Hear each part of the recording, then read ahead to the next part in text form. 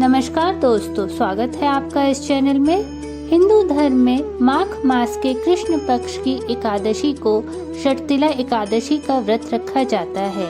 इस माह 6 फरवरी को षटतिला एकादशी का व्रत रखा जाएगा।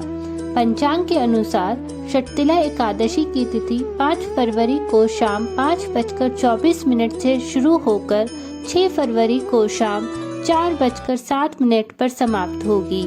उदया तिथि के अनुसार एकादशी का व्रत 6 फरवरी को रखा जाएगा। इस दिन जगत के पालनहार भगवान विष्णु की विधिवत रूप से पूजा करने का विधान है। हिंदू धर्म में षटतिला एकादशी का खास महत्व बताया गया है। यह साल का वो खास दिन होता है जिसमें तिल का खास उपयोग किया जाता है। इस एकादशी को 6 तिल वाली एकादशी के नाम से भी जाना जाता है। इस दिन तिल दान करने से मनुष्य को सुख समृद्धि की प्राप्ति होती है। हिंदू ग्रंथों के अनुसार भगवान श्री कृष्ण ने युधिष्ठिर को षटतिला एकादशी का महत्व बताया था। उन्होंने युधिष्ठिर को इसका महत्व बताते हुए कहा कि माघ मास में आने वाली एकादशी षटतिला या पाप हारिणी के नाम से विख्यात है। यह एकादशी सभी पापों को नष्ट करती है। इस दिन तिल से बने व्यंजनों और तिल का दान करना स्वर्ण दान करने के बराबर माना जाता है। पद्म पुराण में भी वर्णन किया गया है कि षटतिला एकादशी के दिन तिल का दान करने से मनुष्य को स्वर्गलोक की प्राप्ति होती है। जितना पुण्य कन्यादान, तपस्या और दान करने से नहीं मिलता, उससे अधिक फल षटतिला एकादशी का व्रत करने से प्राप्त होता है। युधिष्ठिर ने श्री कृष्ण भगवान से पूछा, हे भगवान, माघ मास के कृष्ण पक्ष में कौन सी एकादशी होती है? उसके लिए क्या विधि है और उसका क्या फल है? कृपा करके ये सब हमें बताइए। भगवान श्री कृष्ण बोले, हे नृपश्रेष्ठ, माघ मास के कृष्ण पक्ष की एकादशी षटतिला के नाम से विख्यात है, जो सब पापों का नाश करने वाली है। पुलस्त्य जी बोले, हे महाभाग, माघ मास आने पर मनुष्य को चाहिए कि वह नहा धोकर पवित्र हो, इंद्रम संयम रखते हुए काम, क्रोध, अंधकार, लोभ और चुगली आदि बुराइयों को त्याग दे। देवादिदेव भगवान का स्मरण करके जल से पैर धोकर भूमि पर पड़े हुए गोबर का संग्रह करे। उसमें तिल और कपास मिलाकर 108 पिंडिकाएं बनाए। फिर माघ में जब आर्द्रा नक्षत्र आए तब कृष्ण पक्ष की एकादशी करने के लिए नियम ग्रहण करे। भली भांति स्नान करके पवित्र हो शुद्ध भाव से देवादिदेव श्री कृष्ण की पूजा करे। कोई भूल हो जाने पर श्री कृष्ण का नामोच्चारण करे। रात को जागरण और होम करें। चंदन, अर्गजा, कपूर, नैवेद्य आदि सामग्री से शंख, चक्र और गदा धारण करने वाले देव देवेश्वर श्री हरि का पूजन करें। तत्पश्चात भगवान का स्मरण करके बारंबार श्री कृष्ण नाम का उच्चारण करते हुए कुम्हड़े, नारियल अथवा बिजौरे के फूल से भगवान को विधि पूर्वक पूजकर अर्घ्य देवें। अन्य सब सामग्रियों के अभाव में 100 सुपारियों के द्वारा भी पूजन और अर्घ्यदान किया जा सकता है। सच्चिदानंद स्वरूप श्री कृष्ण, आप बड़े दयालु हैं। हम आश्रयहीन जीवों पर आप आश्रय दाता होइए।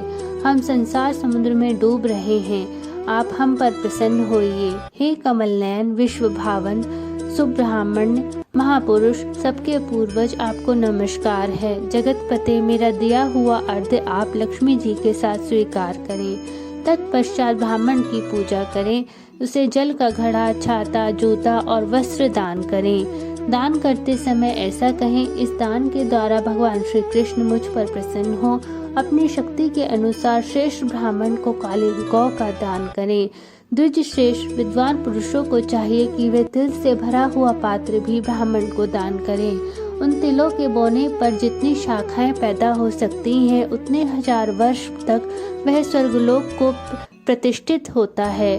तिल से स्नान करें, होम करें, तिल का उपटन लगाएं, तिल मिला हुआ जल पिएं, तिल का दान करें और तिल के भोजन में काम में लें। इस प्रकार हे नृपश्रेष्ठ, 6 कामों में तिल का उपयोग करने के कारण यह एकादशी षटतिला एकादशी कहती है, जो सब पापों का नाश करने वाली है। षटतिला एकादशी व्रत के दिन ये कथा अवश्य सुने।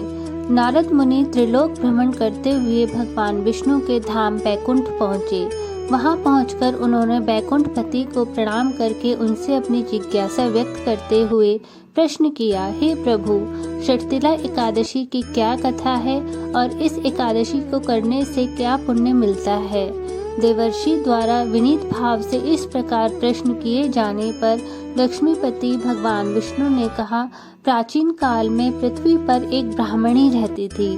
ब्राह्मणी मुझ में बहुत ही श्रद्धा एवं भक्ति रखती थी।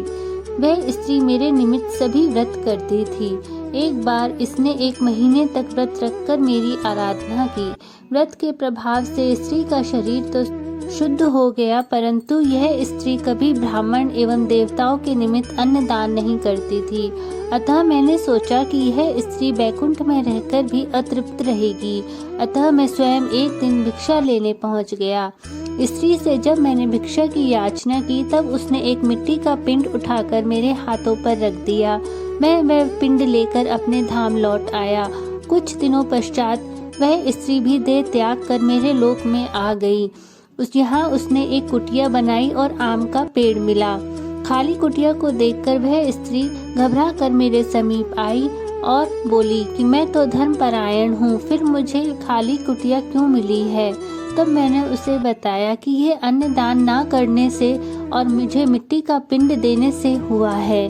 फिर मैंने उस स्त्री को बताया कि जब देव कन्या आपसे मिलने आए, तब आप अपना द्वार तभी खोलना जब वे आपको षटतिला एकादशी के व्रत का विधान बताएं। स्त्री ने ऐसा ही किया और जिन विधियों से देव कन्या ने कहा था, उस विधि से ब्राह्मणी ने षटतिला एकादशी का व्रत किया। व्रत के प्रभाव से उसकी कुटिया अन्न धन से भर गई।